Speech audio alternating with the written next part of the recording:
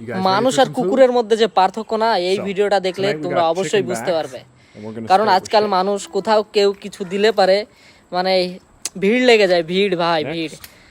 Maya? আর সেইখানে এই কুকুরগুলো দেখো কত সভ্য শান্তভাবে মানে মালিক তাদেরকে খাওয়াচ্ছে, কেউ কারোর সঙ্গে ঝামেলা অশান্তি কিছুই করছে না। কিন্তু আজকাল মানুষ কোথাও কোনো কেউ কিছু খাবার দিলেই হলো মানে সেখানে ভিড় পড়ে যায়, ভিড়। Freebird? মানে এটাকে বলে ট্রেন্ডিং ভাই, ট্রেনিং। মানে এদের এত ট্রেন করেছে যে ভাই Ivy?